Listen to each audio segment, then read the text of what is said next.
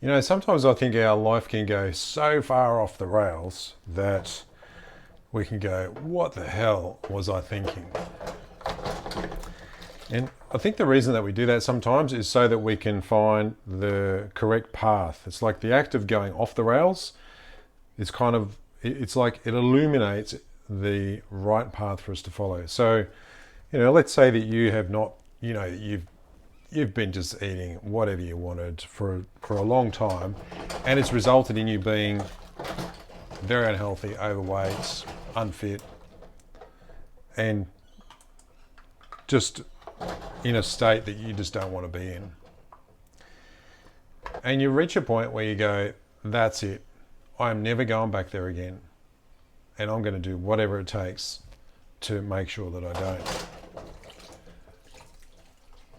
But you wouldn't have had that critical moment where you said, that's it, unless you'd experienced everything that went before. It provided you with that contrast that allowed you to make a really firm and decisive decision going forward. And you might be in that place. You might be in a place where you are really, your health is down the tubes. And if you're going to yourself, how did I even get here? Don't worry about it. You're there. Now you recognise that you're there. Now you just need to go on the path to get where it is that you really want to go with your health. So be grateful for what has gone before, because it's really made the right path for you to be so much clearer. Now, I've talked about this before. It's about what we say when we talk to ourselves. And I got a different angle on this by something that Alex Hormozy says, which was the stories that we tell to ourselves. Like, I can't stick to a diet.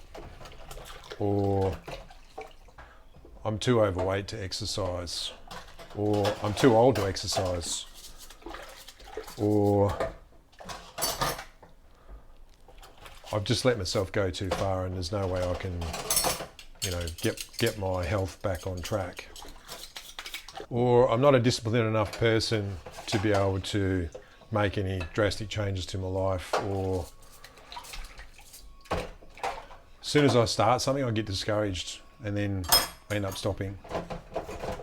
These are all stories. These are all stories that you've told yourself. And if any of those things sounds like something that you might say on the odd occasion even, then ask yourself, does that actually serve me? First of all, you've got to be conscious that you're telling yourself these stories. And the next thing is, what does it actually do for you? Does saying those things serve you in a positive way? Or does it serve to hold you where you are, to hold you back, to prevent you from trying? And if it doesn't serve you in a positive way, just quit saying it. I think we can get into the habit of saying these things as if they are actually true. Like it's some sort of a hard-coded part of our being that we can't change or we can't work around. But all they are is just a trained pattern of thought that you've been saying for long enough that you think it's actually true and that it belongs to you. Well, it doesn't belong to you. It's just something that you've created and you've chosen to hang on to. Now, the reasons why you've done that may not be apparent, but I don't think that really matters all that much. I think what matters more is recognizing when you're saying these things and then assessing as to whether they serve you or not, and then saying, no, forget about it. I'm not actually going to say that anymore. Just imagine if you were a coach of you, if you were like a life coach of you, and you said something like what I was saying before, then what would your life coach say about that? It'd say, that's rubbish, just drop that. Some of you might be watching this because you've been exploring eating the carnivore way, or you've found one of my exercise videos. I don't know. But you might be thinking about starting something. And you might be one of these people that's going, well, I'm going to start after Thanksgiving, or I'm going to start after Christmas because, I'm going to be drinking and eating a lot of Christmassy type food, and I'll wait till after then. My advice is, whatever it is that you want to start today. Don't wait till tomorrow. Don't wait till next week. Don't wait until all of the stars align, because you know what? They're never going to align. There's always going to be something in your way. I learned this when I used to talk to business owners about pitching to them to provide them with marketing services. You know, sometimes people would say, oh, we're just trying to get this sorted out right now. Once that's done, then we'll get in contact with you. And I always knew whenever I got that one that I wasn't going to be working with them, because especially when you're an entrepreneur, there's always something coming up. There's always some issue or some fire you've got to put out or some new project, and it's really just a matter of priorities. So if you want to start losing weight, or you want to get more exercise, feel better in your body, get into shape, and you've been thinking about it, stop trying to gather all the knowledge that you think that you need. You don't actually need any knowledge at all, because you have this built-in guidance system. It's built into here, and it's built into here. You only have to watch one video by Dr. Berry about the carnivore diet, and you've got enough information there for you to start today.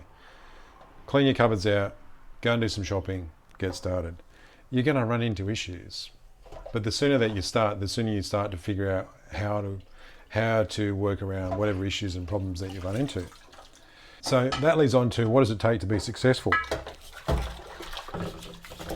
So if we take losing weight, for example, or getting into shape, or starting a new business, or finding a new job, getting into a relationship, or whatever these things are, I don't think there's any magic bullet for any of that stuff.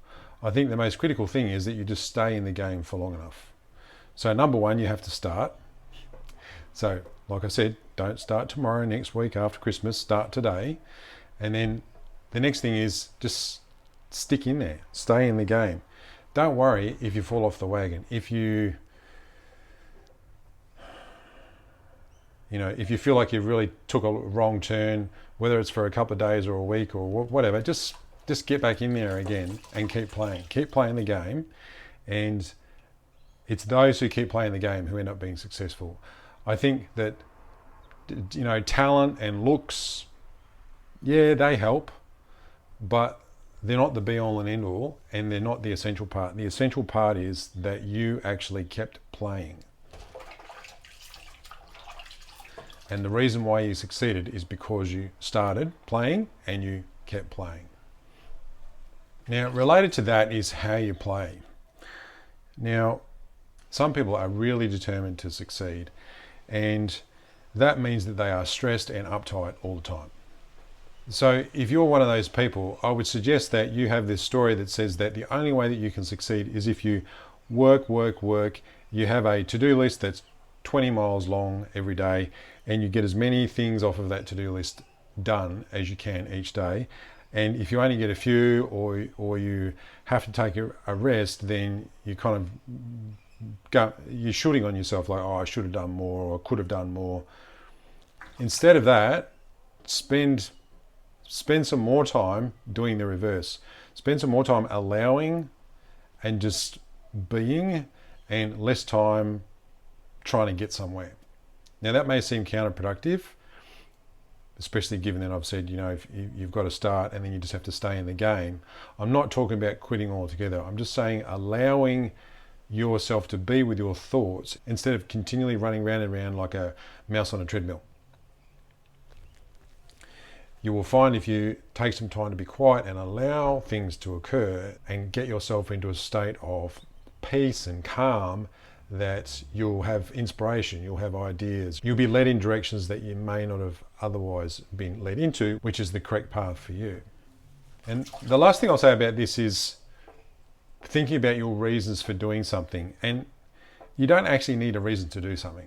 If you are compelled to end a relationship, change your diet, start exercising, change what you're doing with your exercising, maybe you're exercising too much, move jobs, move house. If you are really compelled to do one of those things, and it's not really out of fear, I feel like if you do something because you feel pulled or compelled to do it in in a positive or a way that sort of feels very attractive, or it feels there's joy associated with it, then there doesn't need to be a logical reason for you to do that. And oftentimes the reason why you feel compelled to do something doesn't become evident until much later down the track. I had the example of that is with my oldest son, Ethan. So he recently started to take up doing some running. So he started doing like short distance, 2 kilometers. And the other day he did 12 kilometers. He ran 12 kilometers. And I said, when he told me that's what he'd done, I said, oh, was it fun? He said, yeah, it was pretty good. And I asked him whether he was, like, he's competed in a couple of events. So I said, oh, have you got anything coming up that you're competing in? He said, no, he's just doing it just because he wants to. That's the only reason. It doesn't have any other reason than, oh, it's just something that I want to do. And what I like is he's not particularly attached to, I've got to do it for this specific reason. I feel like he's actually managed to tap into doing something that is just something that his inner being is pulling him to do. So if you have something like that too, don't listen to what other people say, oh, no, you shouldn't do this, or you should do this, or don't do that. Just listen to what your heart is telling you to do things, and don't worry too much about what your brain is saying, well, what you logically should do. Dishes are done. I love you all, even those who don't agree with me. I reckon you should watch that video next. That's the right one for you, I reckon. Yeah, that's definitely the right video. Yeah, that's definitely the right video for you. You should definitely check that out. Did I say definitely too many times then? See you later.